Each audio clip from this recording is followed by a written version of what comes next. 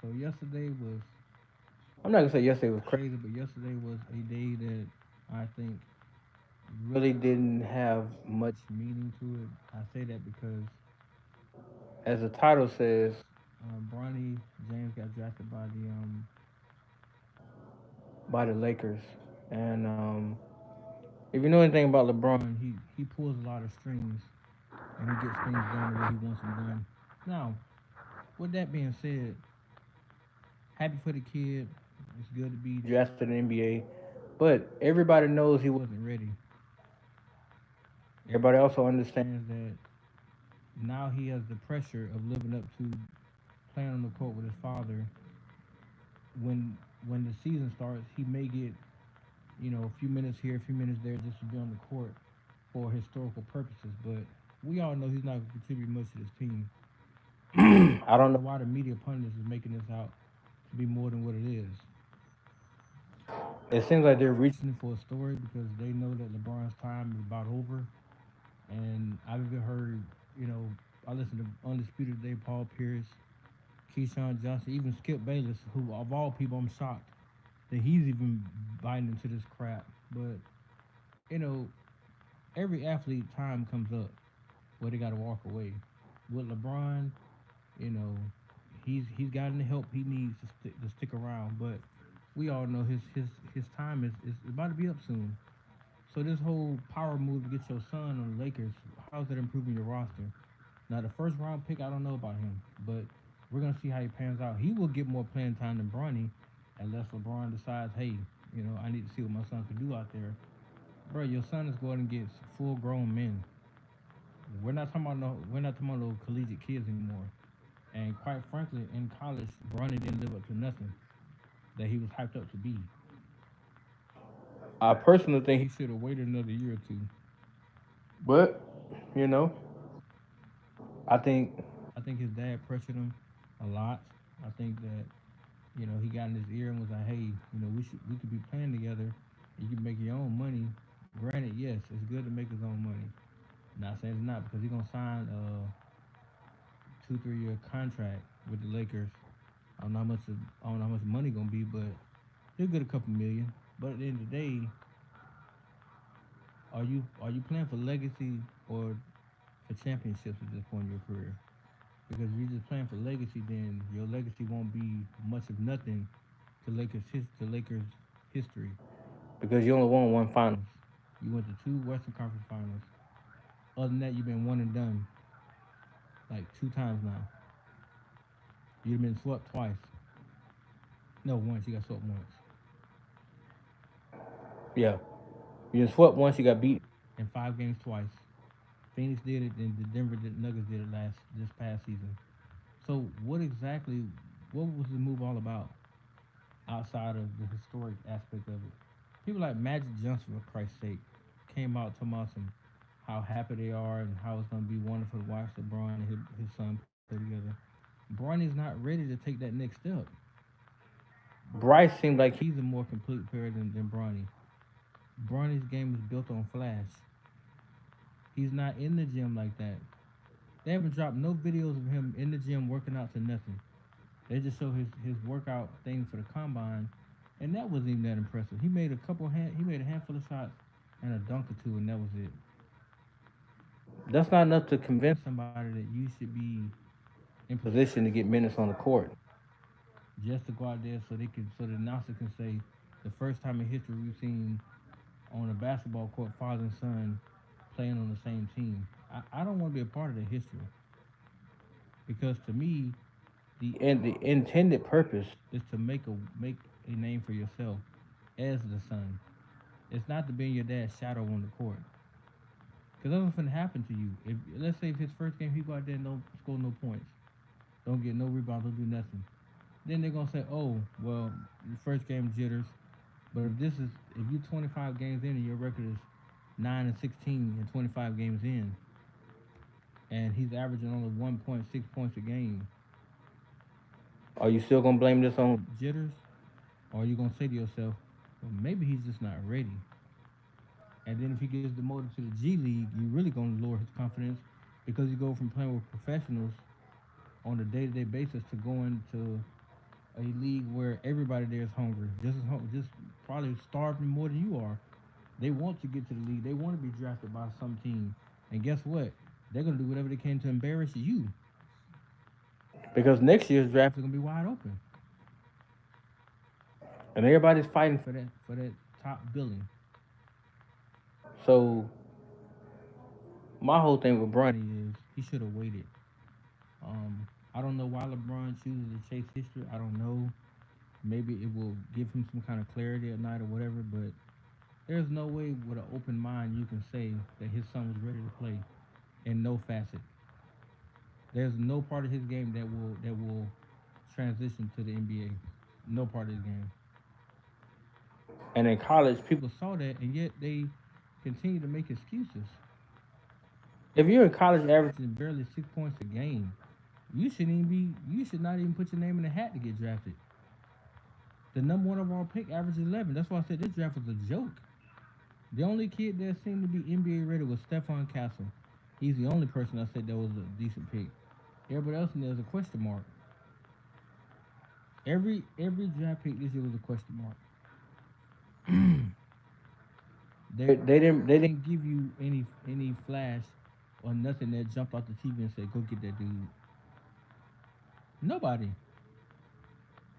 And the harsh reality for Bronny is you're now gonna be forced to grow up like this and try to help that team win if they so see fit that you can do so. Because summer league gonna tell a lot.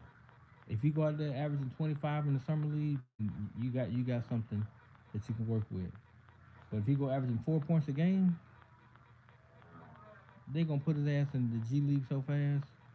It's gonna be like, oh well, he was nope, he's down in the G League now. He's demoted. When he's ready to play with the big boys, we'll bring him back up. But until then, LeBron, he's not ready. We're not gonna waste the roster spot. That's what a veteran coach would say.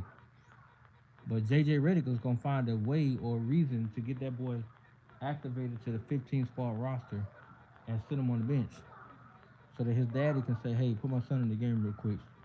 Let him do this. Let him do that." With no guidance, no type of understanding of the play calling or nothing, because they should be running sets out there, but they don't do that.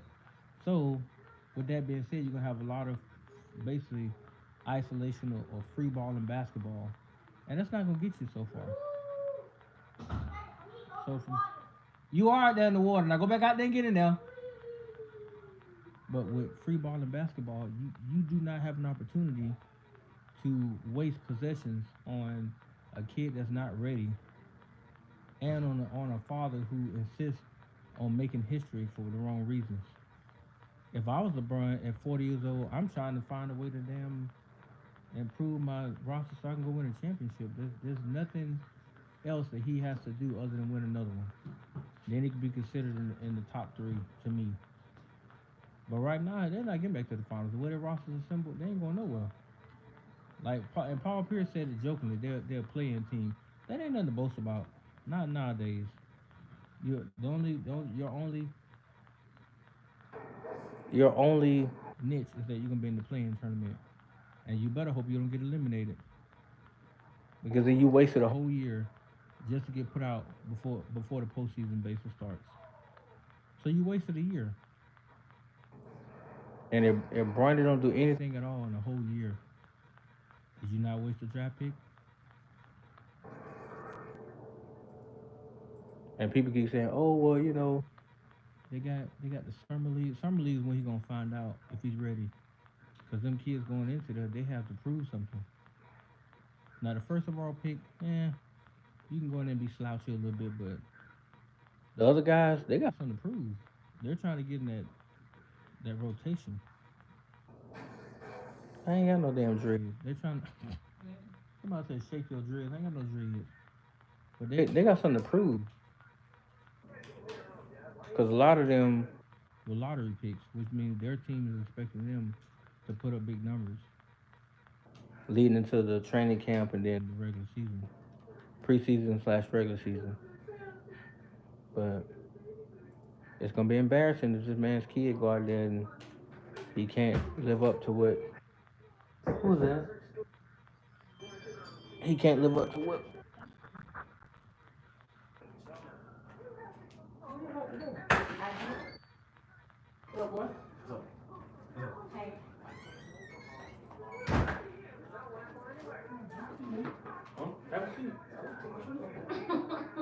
shit. Excuse me. No, I just said, that be her, that be me. Oh, you open that door right there and put him in there. You open that door right there and put him in there.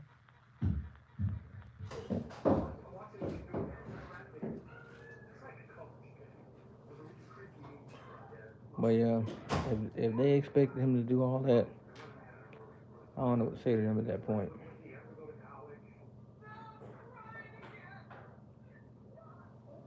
I'm so glad we ain't got our baby shoes like that around the house no more.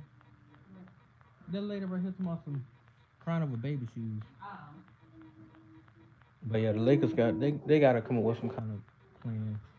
Cause I don't like JJ Redick being the coach. I feel like Darvin Ham would have been better because he would have drafted better.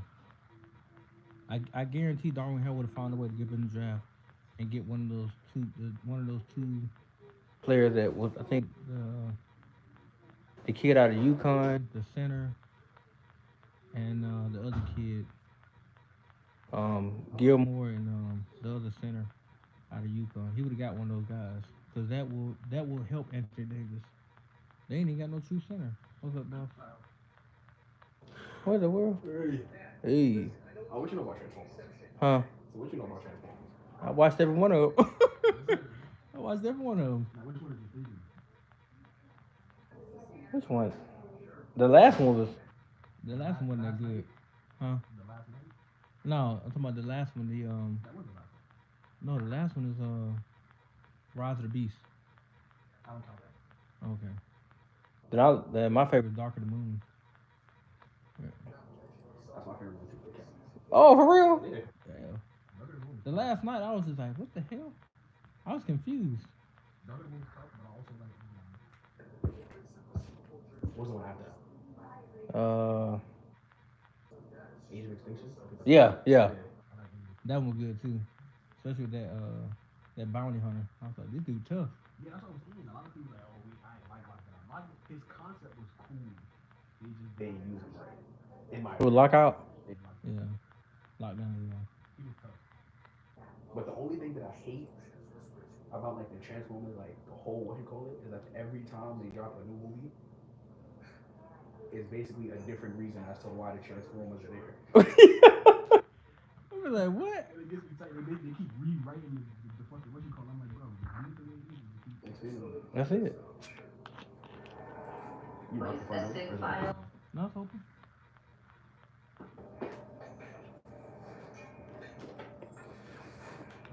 Hey, everybody come to the front? I see. Everybody come to the front door. I said the back door was unlocked too. Hey, buddy. Hey, you look hot as hell. Why? Oh, what? Which one? Oh.